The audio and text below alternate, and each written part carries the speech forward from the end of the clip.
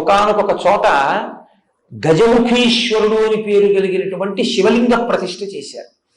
అలా శివలింగ ప్రతిష్ఠ చేసి లోకానికి ఒక ధర్మాన్ని నేర్పారు. మహాపాతకం నశించాలి అంటే శివలింగ ప్రతిష్ఠ చేయడం వినా లోకంలో ఇంకో మార్గం లేదు అని నేర్పినటువంటి వాడు కపిల స్వరూపంతో.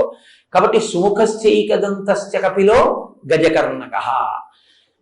గజకర్ణక అంటే ఏనుగు యొక్క చెవులు. అదేమిటండి, ఏనుగు ముఖం ఉన్నవాడికి ఏనుగు చెవులు, కాకపోతే ఏనుగు ముఖం ఉన్నవాడికి పిల్లి చెవులు ఎందుకు ఉంటాయి? అలా ఎందుకు చెప్పడం అంటే, మీరు కొంచెం జాగ్రత్తగా గమనిస్తే లోకంలో మీరు ఏ దేవతా స్వరూపం దగ్గరికి వెళ్ళి చూడండి, వాళ్ళ చెవులు మీకు కనపడవు. ఎందుకు కనపడవో తెలుసా? మొసలి పిల్లల్లో ఉంటాయి, అందుకే మకర కుండలాలు అంటారు. వాటి ఇక్కడ పెట్టుకోవు దేవతా స్వరూపాలు. ఈ చెవులు ఇలా కప్పేస్తాయి. కప్పేస్తే మీరు చూడండి, మీరు వచ్చి ఏదో మాట్లాడుతున్నారు అనుకోండి, నేను ఇలా పెట్టుకుని ఉన్నాను అనుకోండి. పెట్టుకుని ఉంటే మీరు ఏమంటారు? వింటున్నాడో వింటలేదో, ఏమిటో అలా ఉన్నాడు, మరి చెవులోకి వెళ్ళిందో లేదో నేను చెప్పింది. ఏ దేవతా స్వరూపం దగ్గరికి వెళ్ళినా మీకు అనుమానం ఉంటుంది. ఒక్క వినాయకుడి దగ్గర ఉండదు. ఎందుకో తెలుసా?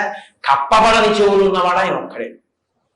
ఏనుగు ముఖమున్నవాడివే కాదు, ఏనుగు చెవులు ఉన్నవాడివి. ఎందుకో తెలుసా?